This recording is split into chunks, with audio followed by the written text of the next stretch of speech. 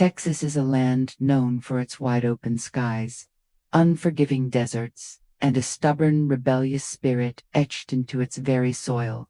But hidden deep in Karnes County, nestled behind high concrete walls and coils of razor wire, stands a place designed to break that spirit, the John B. Connally Unit. It was supposed to be escape-proof, a fortress of steel and reinforced concrete, manned by armed guards, guarded by surveillance cameras, and secured by towering fences crowned with electrified razor wire. The Connally Unit was where Texas sent its most dangerous men, the killers, the rapists, the armed robbers, the ones society had given up on. But as history shows, no fortress is truly impregnable, especially when the walls are filled with men who have nothing left to lose. The forgotten within the walls inside Connally.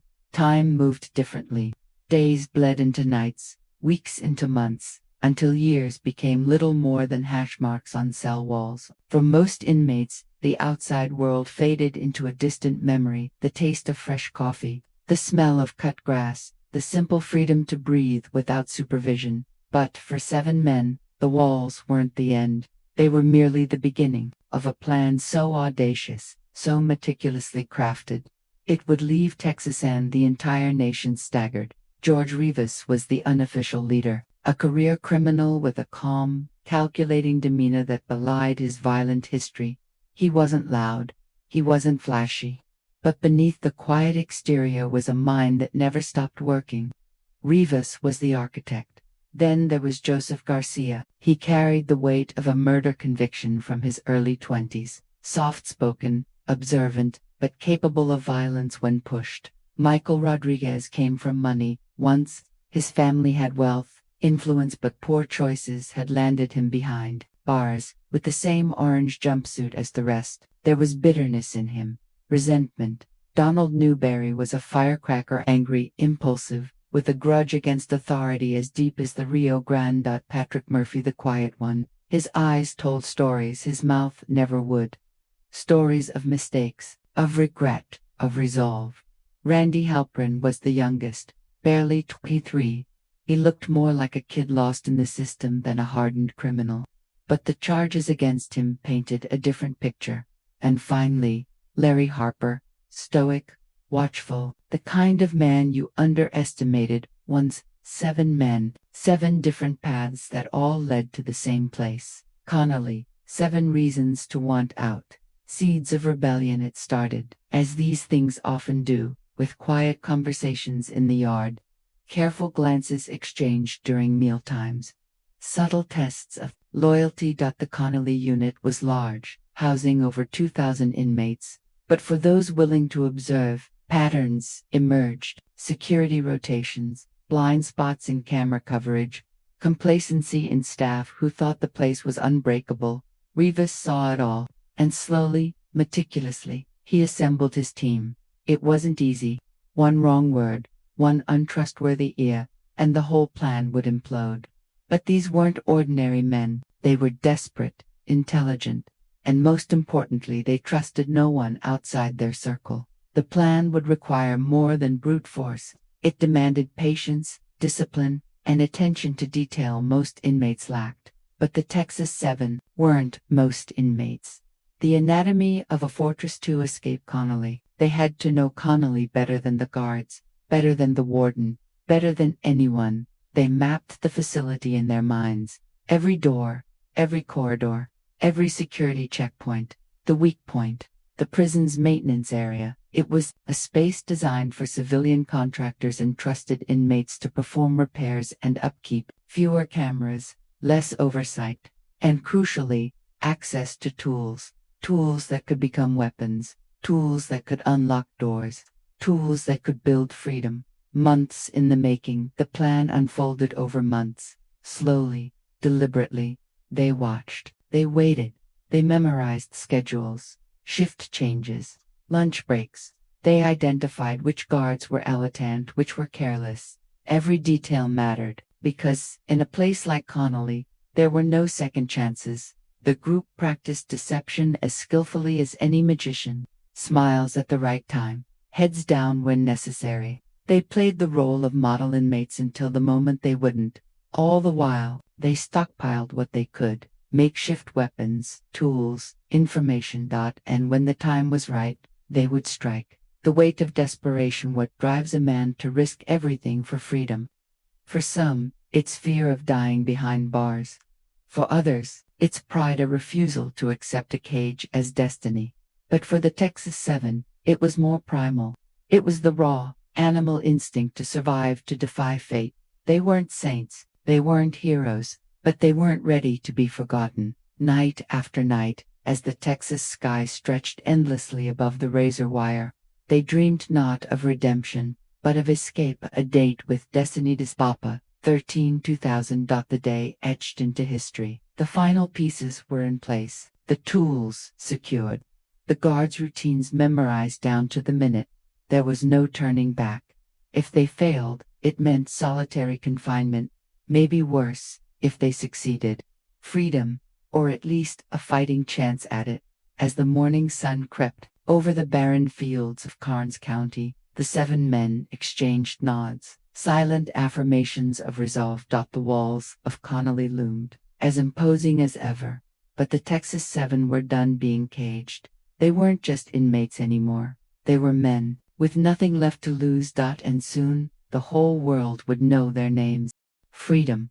For most, it's an abstract concept, something you take for granted until it's stripped away. But for the men locked behind the towering concrete walls of the Connally Unit, freedom wasn't abstract. It was tangible. It was all-consuming. It was the only thing that mattered. Over weeks, then months, George Rivas and his carefully selected group transformed a reckless fantasy into a methodical, calculated plan. But to understand the scale of what they intended, the audacity of it, you had to understand the men behind the plot. The architect, George Rivas, at 30. George Rivas wasn't the oldest of the group, but he commanded respect like a seasoned veteran. His conviction came from a string of aggravated robberies, one of which ended with a hostage situation gone wrong. But Rivas was more than his rap sheet. His sharp eyes, analytical mind, and unshakable patience made him dangerous in a different way. He wasn't prone to impulsive violence like so many around him. Instead, he played the long game, and his long game was escape. The resentful heir, Michael Rodriguez was an enigma. Born into a wealthy family, his life was supposed to be easy, but privilege never guaranteed happiness or morality. Greed, poor choices, and eventually murder landed him behind bars. His fall from grace festered inside him like a disease. He wasn't just escaping Connally, he was escaping the shame that clung to him like a shadow. The angry rebel, Donald Newberry, with a permanent scowl and a chip on his shoulder the size of Texas. Newberry was the group's powder keg. He hated authority, hated the system, hated the guards who watched him day and night. To him, escape wasn't just about freedom. It was about sticking a middle finger to every badge and every uniform. The silent watcher, Patrick Murphy, spoke little. His eyes, however, revealed everything: regret, bitterness, a quiet fury that simmered beneath the surface. He wasn't the type to grandstand or boast, but when he committed to the plan, there was no turning back. The young one, Randy Halpern, was the kid of the group, barely 23, small, wiry, and with a nervous energy that belied the charges against him. His youthful face often tricked guards into underestimating him. Big mistake. The calm storm. Larry Harper was a man of few words and steady hands. Among the chaos of prison life, Harper was the eye of the storm, silent, composed, but deadly when provoked. It would be Harper's composure that made him invaluable to the escape. The observer, Joseph Garcia, had mastered the art of blending in, watchful, calculating. His conviction for murder wasn't the only danger. He posed it was the way he absorbed everything, missing nothing. 7 men, 7 motives. One dreamed out their reasons, varied: revenge, fear, shame, but their goal was singular: escape Connally or die trying. Rivas knew success depended on loyalty. One weak link, one whisper to the wrong ear, and it was over. So, they built trust, the hard way through silence, caution, and shared desperation. Mapping the fortress, the Connally unit was a beast: angles of hallways, multiple security zones, observation towers, and the ever-present hum of surveillance cameras. But every system, no matter how tight, has its cracks.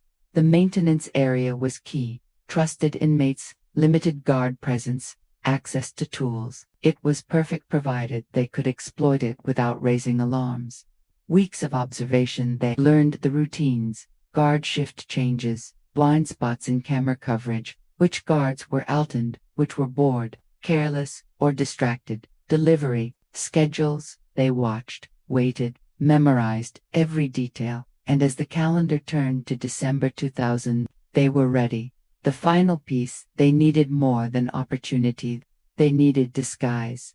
Acquiring guard uniforms wasn't easy, but the maintenance area provided laundry access, and with patience, uniforms could disappear. They also fashioned makeshift weapons: shanks, tools repurposed into deadly instruments. Every item was hidden, every movement calculated. Soon, the walls of Connally wouldn't be enough to hold them. The Texas Seven weren't just inmates anymore. They were co-conspirators in one of the boldest prison escapes the Lone Star State had ever seen. And as Christmas approached, they weren't dreaming of presents. They were dreaming of open roads and revenge. Freedom was no longer just a dream for the Texas Seven. It was a blueprint, a countdown, a tangible objective that crept closer with each passing day. But with dreams of escape came danger, the kind that lurked in the shadows of every blind corner, every suspicious glance from guards who had grown too complacent, yet never truly blind. This wasn't the movies. There were no dramatic car chases waiting at the gates, no helicopters swooping in. It would take patience, precision, the cold, methodical kind of resolve born not from hope but from desperation. The waiting game. December in South Texas brought little respite from the unforgiving sun. The barren landscape beyond Connally's fences was dry, cracked, and lifeless, a reflection of the hopelessness inside. But within those gray concrete walls, 7 men carried a secret that pulsed beneath their skin like electricity. Every movement, every glance, every casual conversation was rehearsed. For weeks, the Texas Seven played their parts flawlessly. Model inmates, hard-working, obedient, their true thoughts hidden behind poker faces and polite yes sirs. The maintenance area had become their staging ground, the overlooked Achilles heel of Connally. Through shifts in the laundry, light, repairs, and supply runs, they acquired tools, stashed materials, and studied their surroundings like predators stalking prey. But the clock was ticking. They knew it. One slip-up, one curious guard, one whisper overheard, and it was over. Solitary transfers, even worse. So they waited, and watched, and planned, building the arsenal weapons inside. Connally weren't issued, they were forged. Metal scraps from maintenance supplies, wooden handles shaved from broomsticks, strips of cloth twisted into garrots, the tools of freedom disguised as the tools of labor. They fashioned makeshift shanks, rudimentary but deadly. They hid them behind loose bricks, inside air vents, buried beneath piles of scrap. More importantly, they secured disguises, stolen guard uniforms, piece by piece, meticulously acquired and hidden, badges, shirts, even boots, enough to transform them, if only for a few crucial minutes, into authority itself. It wasn't perfect. But perfection wasn't necessary, only deception. The fault lines appear. No plan survives human nature. As the days dragged into December, tensions simmered, fear gnawed at the edges of resolve. Even among the most dangerous men, doubt had a way of creeping in. Randy Halpern, young and jittery, struggled with nerves. His inexperience worried the others. Newberry's temper flared more often. His hatred for the guards was visceral, and his reckless mouth nearly exposed them more than once. But Rivas held them together. The architect, the steady hand. You want out. You follow the plan, he reminded them. We don't get sloppy. We don't get noticed. Behind his calm exterior, even Rivas carried doubts. But doubts didn't matter, only action. The final countdown by mid-December, the Texas 7 knew the time had come. The guards were distracted. Holidays always bred complacency. Fewer inspections, staff shifts stretched thin. The perfect storm, December 13th, was chosen. They rehearsed every detail. Who subdued which guard, who secured the keys, who handled the radios, who managed the disguises. There would be no second chances. The night before, sleep was scarce. Beneath the hum of fluorescent lights, 7 men lay awake, listening to the rhythmic clang of gates, the distant chatter of guards, the haunting silence of the Texas night. Tomorrow, they would either be free or dead. The day of reckoning morning broke over Connally like any other mundane, oppressive, forgettable. But for 7 men, it was the most important day of their lives. The plan unfolded with unnerving precision. Maintenance, assignments granted access. Guards, lulled into routine, let their guard down. In the workshop area, they struck. Guards were overpowered silently, swiftly, radios confiscated, keys pocketed, weapons brandished. No panic. Only cold efficiency. One by one, uniforms were donned. The Texas 7, now transformed into what appeared to be prison staff, moved through Connally's corridors, hearts pounding, masks of indifference fixed to their faces. Checkpoint after checkpoint, they passed. Smiles exchanged, papers shown, suspicion never rising beyond fleeting glances, until the final gate, freedom, loomed beyond the walls. The last guard barely looked up. 7 staff members armed, disguised, confidence slipped past him like shadows. Outside, the prison's perimeter stretched like a noose. But they had planned for this. A getaway vehicle stolen, hidden nearby. Within minutes, they were gone. The Connally Unit, Texas's fortress of steel and concrete, had been breached. It would take hours before the alarm truly sounded. By then, the Texas 7 were ghosts. The chase begins. What followed would become one of the largest manhunts in Texas history. But for that fleeting moment, as the sun dipped below the Texas horizon, the 7 tasted what most thought impossible: freedom, fragile, dangerous, temporary, but freedom nonetheless. And they would fight, tooth, nail, and bullet to keep it. A word so simple, yet so elusive within the towering walls of the Connally Unit. For the 7 men who dared to defy the odds, December 13th, 2000, wasn't just another day behind bars. It was the beginning of one of the most audacious prison breaks in American history.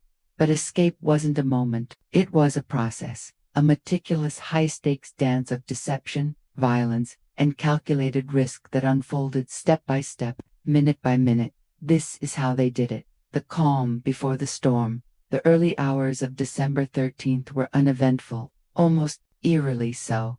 The Texas sun hung low in the sky as inmates filed through their routines: breakfast, roll call, work assignments. Guards, worn down by routine and the approaching holiday season, carried out their duties with mechanical precision. But beneath the surface, tension simmered. In the maintenance area, George Rivas and his co-conspirators moved with rehearsed ease. They donned their tool belts. They exchanged knowing glances. Each man understood his role. Each man knew there was no turning back.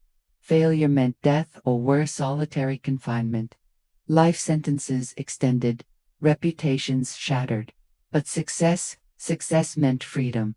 The first strike, it began with isolation. One guard, alone, distracted Rivas, approached under the guise of asking for assistance with a tool issue. As the guard turned, 2 others, Newberry and Garcia, moved in silently. A swift blow to the head, a chokehold, zip ties, gag. The guard never had a chance. They stripped him of his uniform and radio.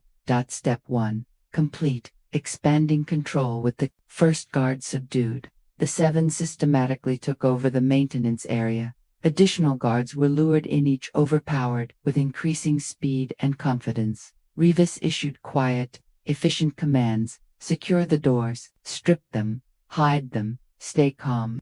In a matter of minutes, they controlled the heart of Connally's maintenance operations. But the real challenge lay ahead. disguise and deception dressed in stolen uniforms, armed with confiscated radios and makeshift weapons. The seven began their infiltration of Connally's security perimeter.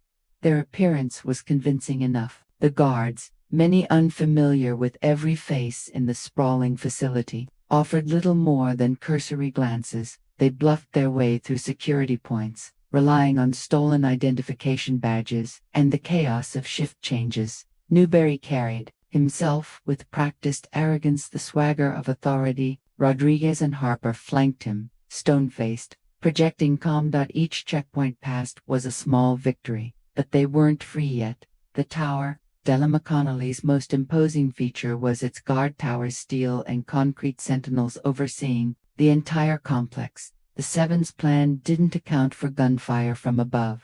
Rivas made the call. They needed leverage. Radioing to a tower guard under false pretenses. They convinced him to lower his guard, approaching on foot. At the right moment, they subdued him as well, securing additional weapons and a critical vantage point. With the towers compromised, the path to freedom cleared. The getaway outside the main gates. They had a vehicle stashed, a stolen, inconspicuous pickup, keys hidden nearby. The final obstacle, the outermost checkpoint. 2 guards, routine inspection. Rivas, wearing the uniform of a superior officer, barked orders, feigning urgency. He cited a security issue requiring immediate transport. Doubt flickered in the guard's eyes, but procedure and fear prevailed.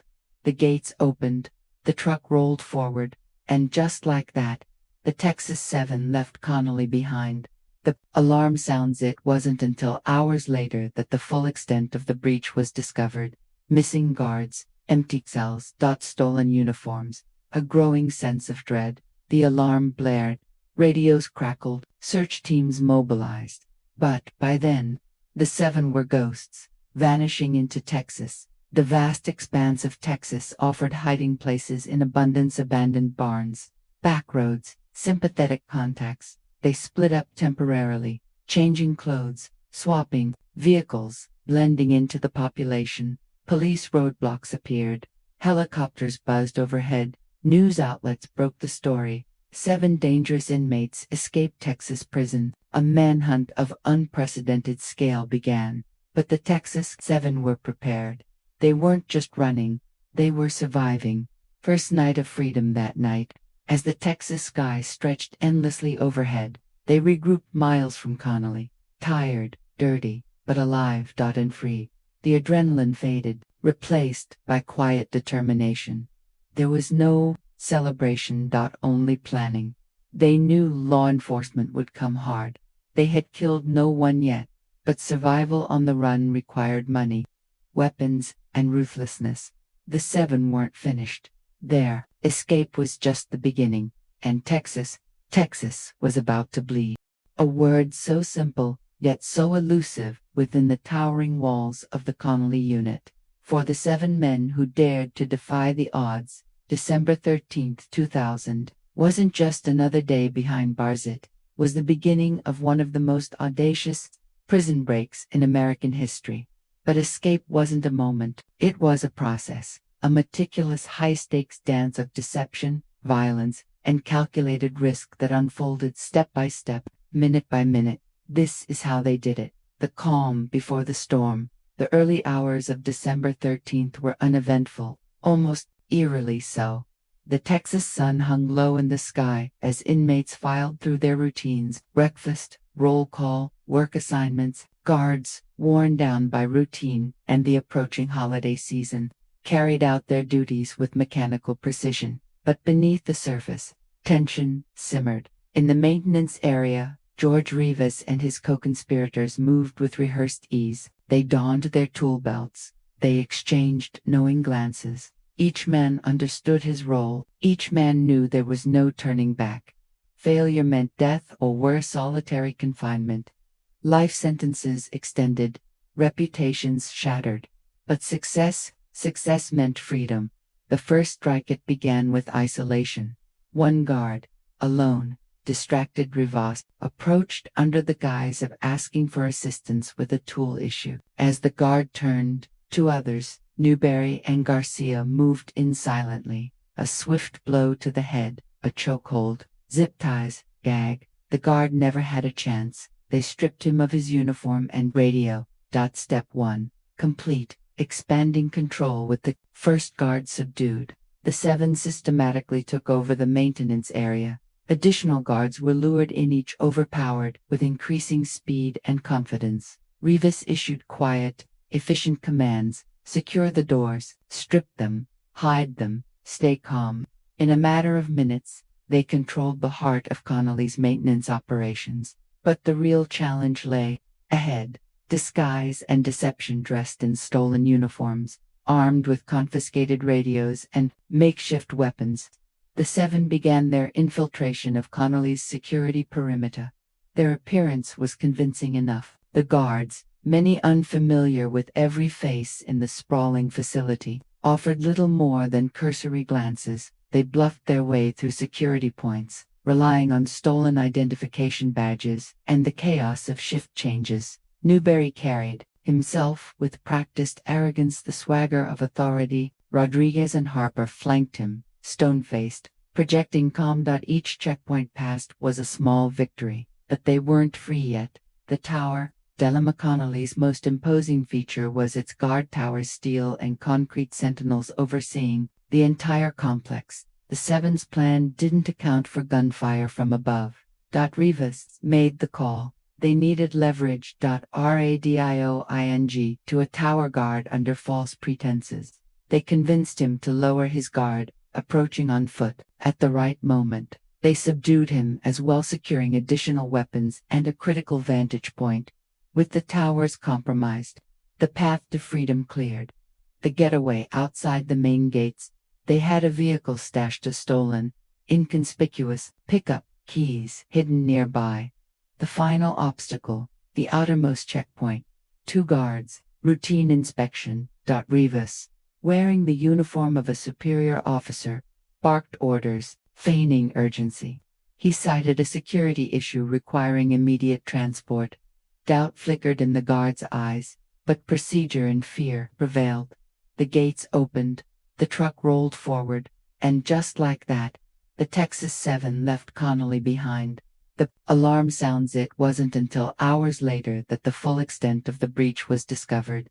Missing guards, empty cells. Stolen uniforms, a growing sense of dread. The alarm blared, radios crackled, search teams mobilized. But by then, the 7 were ghosts, vanishing into Texas. The vast expanse of Texas offered hiding places in abundance: abandoned barns, back roads, sympathetic contacts. They split up temporarily, changing clothes, swapping vehicles, blending into the population. Police roadblocks appeared. Helicopters buzzed overhead. News outlets broke the story. 7 dangerous inmates escaped Texas prison. A manhunt of unprecedented scale began. But the Texas 7 were prepared. They weren't just running, they were surviving. First night of freedom. That night, as the Texas sky stretched endlessly overhead, they regrouped miles from Connally, tired, dirty, but alive. And free. The adrenaline faded, replaced by quiet determination. There was no celebration. Only planning. They knew law enforcement would come hard. They had killed no one yet, but survival on the run required money, weapons, and ruthlessness. The 7 weren't finished. Their escape was just the beginning, and Texas was about to bleed. The cold mountain air bit sharply as the Texas 7 holed up in a rustic cabin near Woodland Park, Colorado. The luxury of freedom had been brief.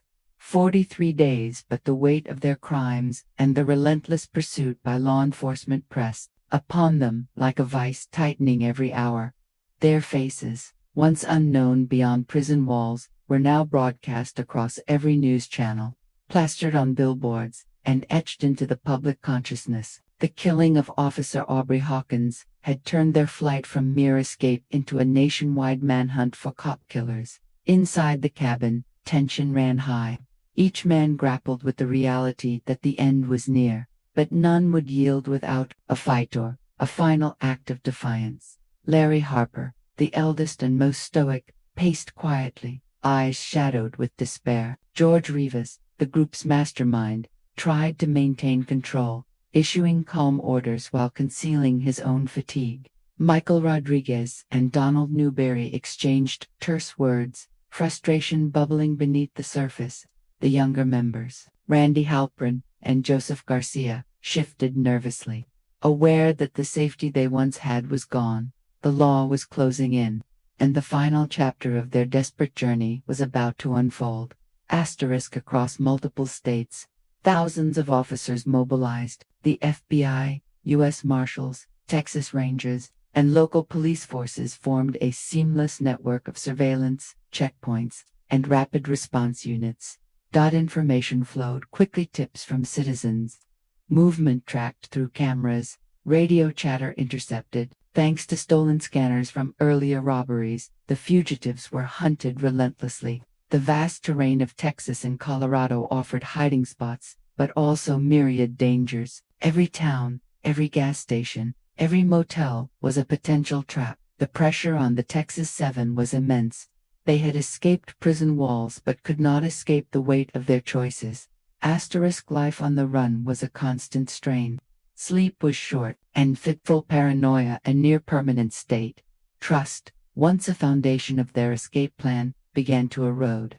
The stress revealed old wounds and hidden fractures within the group. Arguments flared over directions, safety, and risk. Newberry's temper grew volatile, often clashing with Rodriguez, who questioned the leadership of Rivas. The younger inmates struggled to cope with the danger, their nerves fraying under constant pressure. Yet, despite the tension, the group's survival depended on sticking together even if reluctantly. The fugitives resorted to robbery and theft to finance their survival. Small businesses, convenience stores, and even private homes became targets. Each crime increased their exposure, but necessity left no choice. One botched robbery resulted in a violent shootout, raising alarms and intensifying the manhunt. Their stolen vehicles were replaced frequently, switching cars and clothes to confuse law enforcement. Fleeing the heat of Texas, the Seven crossed into Colorado, seeking the anonymity of its vast landscapes and smaller towns. They assumed fake identities, attempting to blend in as missionaries and itinerant workers. For a time, they found moments of respite, attending church services and taking odd jobs.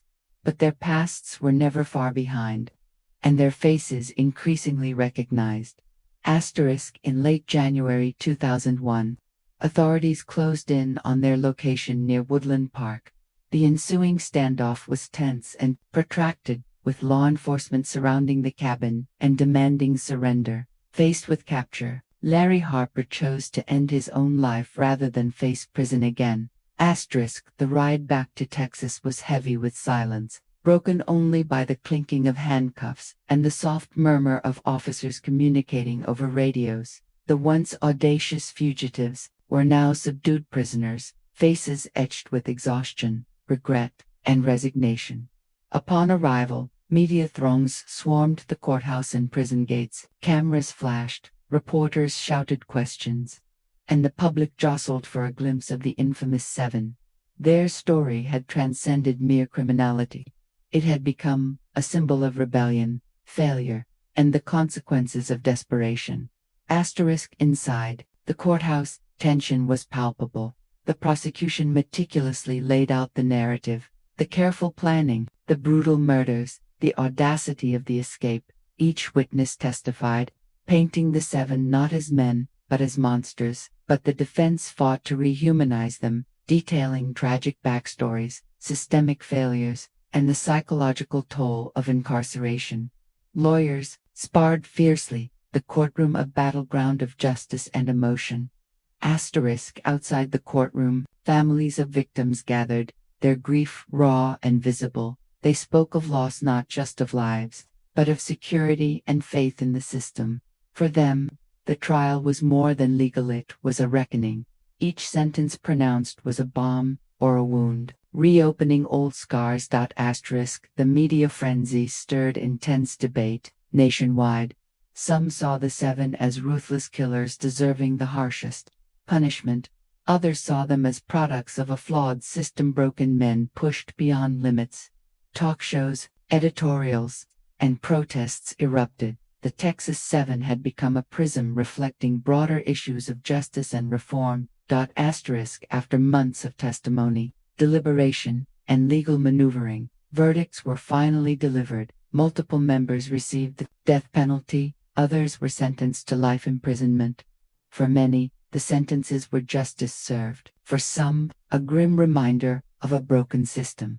The escape exposed glaring weaknesses in prison security and management. In response, Texas authorities implemented sweeping reforms, upgraded facilities, revised policies, and improved staff training. The saga also fueled national discussions about incarceration, rehabilitation, and the human cost of the justice system. The Texas Seven had tasted freedom but paid an unimaginable price. Their story remains a testament to desperation, defiance, and the complexities of crime and punishment. For some, a cautionary tale. For others, a reflection on justice itself. The courtroom was packed not only with judges, jurors, and lawyers, but also victims' families, reporters, and hundreds of onlookers. Each day, prosecutors presented evidence, videos, witness testimonies, weapons, and seized items. They detailed every phase of the escape and the murder, emphasizing the group's cold and organized nature. The defense fought tirelessly to humanize each member, sharing stories of traumatic childhoods, systemic injustice, and the pressures and despair that led to their wrong decisions. They called for compassion and fair judgment. Many times, the courtroom atmosphere was tense as both sides debated, and family members of victims choked back tears hearing harrowing testimonies. George Rivas maintained a cold, shrewd demeanor, much like when he masterminded the escape, but observers could see glimpses of exhaustion and fear of the death penalty. Michael Rodriguez occasionally lowered his head, eyes showing regret but also defiance toward fate. Donald Newberry displayed anger and no remorse, responding harshly during questioning, sometimes arguing with lawyers and the judge. Most other members were silent, timid, or trying to stay calm as they faced an uncertain future. The Texas Seven incident sparked heated debates about prison conditions, management of dangerous inmates, and flaws in the criminal justice system. Human rights groups and reform advocates called for reconsideration of how prisoners are treated, promoting rehabilitation over mere punishment. Meanwhile, many citizens worried about security and supported stricter measures to prevent similarly bold prison breaks. The case ended with harsh sentences, but the Texas Seven's story remains a warning. Freedom is precious yet fragile, and the system must continually improve to prevent such tragedies. Following the escape, Texas authorities and nationwide agencies upgraded security, revised procedures, and enhanced staff training. This story is not just about 7 escaped convicts, but also about the complexities and shadows within justice and humanity. The crisp morning air hung heavy with tension across the rugged foothills of Colorado. The golden light of dawn spilled over pine-covered slopes and jagged peaks, casting long shadows across the valleys below. But for the men who had eluded capture, for weeks, this serene landscape was a trap slowly closing around them. The Texas Seven fugitives, whose audacity and cunning had stunned the nation, now found themselves hunted like wolves cornered in the wild. From the moment their escape from a Texas maximum security prison had made headlines, law enforcement agencies across multiple states mobilized into a massive manhunt. The FBI led the charge, coordinating with local sheriffs and state police in a relentless campaign to track, isolate, and apprehend each man. Inside a cramped, weathered cabin nestled deep in the forest, Larry Harper sat motionless in the corner, his eyes sharp and calculating, The lines on his face betrayed the exhaustion and stress of weeks spent on the run. His fingers trembled ever so slightly as he fingered the makeshift weapon tucked beneath his worn jacket, a crude but deadly pistol fashioned during their prison break. Outside, the sudden crunch of boots on dry leaves shattered the fragile silence. Harper's head snapped up. They had found him.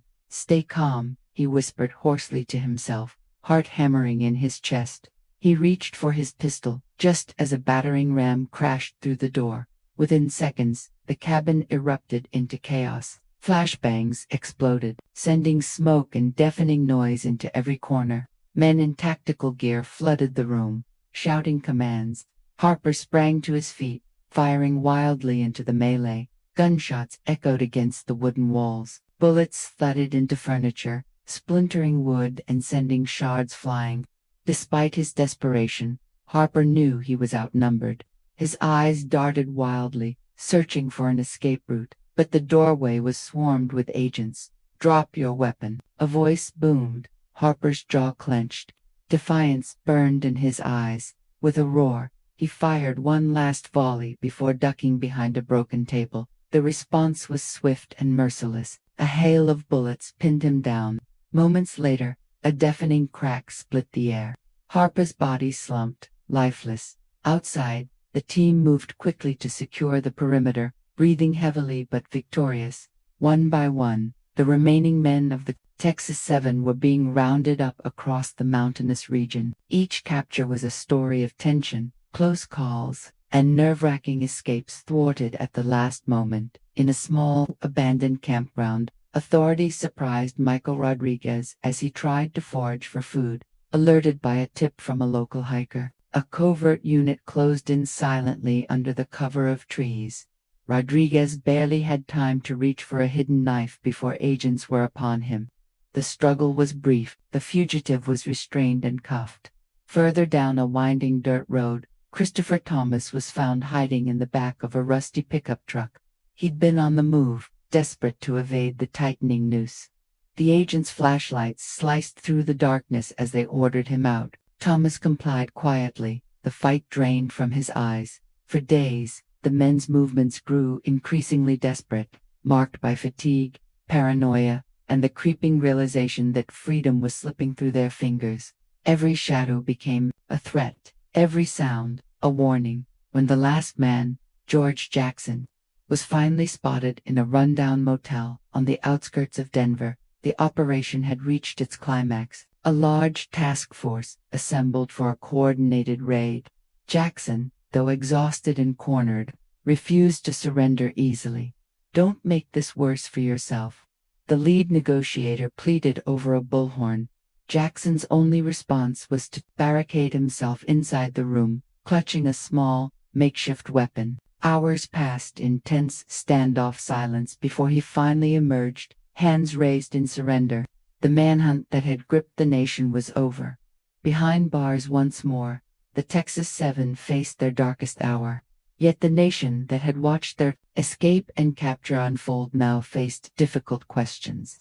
How had this happened? How could such dangerous men slip through the cracks of one of the most secure prison systems? And what would justice look like for men who had both terrified and fascinated a country? The courtroom was packed to capacity. Flashbulbs popped incessantly as reporters jockeyed for position, hungry for every detail of the trial that had gripped the nation. Behind the imposing oak doors, the Texas 7 sat shackled, their faces a mix of defiance, weariness, and something almost like resignation. From the moment the indictment was read, the courtroom became a stage for a drama that extended far beyond the fate of these 7 men. Prosecutors painted a picture of cold-blooded killers and fugitives who had mercilessly disrupted law and order. The defense, meanwhile, argued that these men were products of a broken system, men driven to desperation by years of abuse, neglect, and the brutal conditions of the prison that had failed to contain them. Outside the courthouse, the atmosphere was electric and polarized. On one side, victims' families and law enforcement supporters demanded justice swift and severe. On the other, growing groups of activists and reform advocates rallied, calling for a critical examination of the criminal justice system that had bred such desperation and violence. Talk shows buzzed with impassioned debates, editorial pages filled with scathing opinion pieces.